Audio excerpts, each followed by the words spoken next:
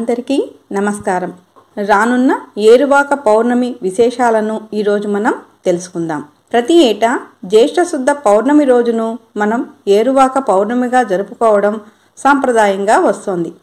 అసలేమిటి ఏరువాక పౌర్ణమి? రోళ్లు పగిలే రోహిణీ కార్తె వెళ్ళి తొలకరి చినుకులను తెచ్చే మృగశిర కార్తె రాకను స్వాగతిస్తూ జరుపుకునేదే ఏరువాక పౌర్ణమి. వర్ష ఋతువు ప్రారంభంలో రైతులు ఎద్దులను నాగలిని పూజించి భూమి తల్లిని పూజించి దుక్కి దున్నడం ప్రారంభించేవారని ఏరువాక పౌర్ణమి గురించి ఋగ్వేదంలో చెప్పబడింది. ఏరువాక పౌర్ణమి సహజంగా కర్షకుల పండుగ. భూదేవిని నమ్ముకొని పంటలు పండించే రైతులు వర్ష ఋతువు ఆరంభంలో తొలకరి చినుకు కోసం ప్రార్థిస్తూ వర్షాలు సమృద్ధిగా కురవాలని, పంటలు బాగా పండి దేశం సుభిక్షంగా ఉండాలని కోరుకుంటూ ఏరువాక పౌర్ణమి పండుగను రైతులు వేడుకగా జరుపుకుంటారు.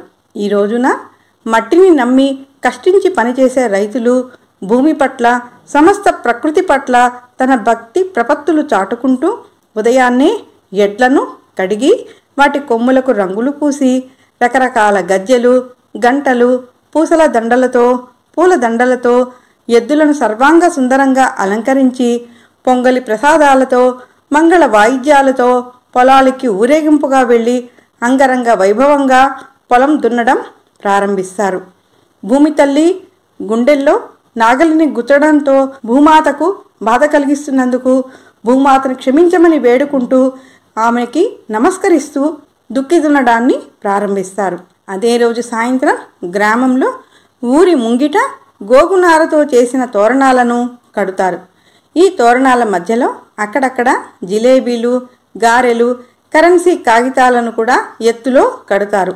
దీనిని ఏరువాక తోరణం అని అంటారు. రైతులు తమ తమ పశువులను ఈ ఏరువాక తోరణం కిందుగా పరుగులు పెట్టిస్తారు. అప్పుడు వారు ఏరువాక తోరణం నుండి తమకు దొరికిన వాటిని తీసుకువెడతారు.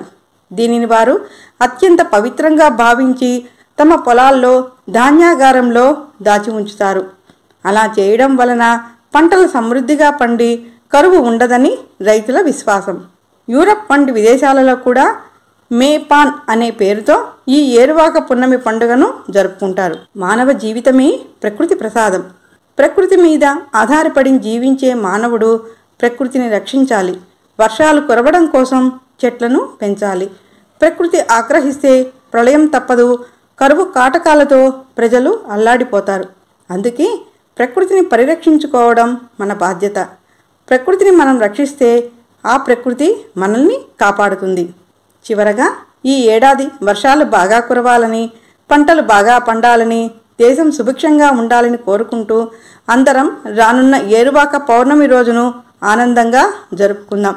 ఇది కేవలం రైతులు మాత్రమే కాదు, మనందరం కూడా వర్షాలు కురవాలని, సంతోషంగా ఉండాలని, పంటలు బాగా పండాలని కోరుకుంటూ ఏరువాక పౌర్ణమిని జరుపుకుందాం. ఆనందంగా ఉందాం. సర్వే జన సుఖినో భవంతు. లోకా సమస్త సుఖినో భవంతు. స్వస్తి.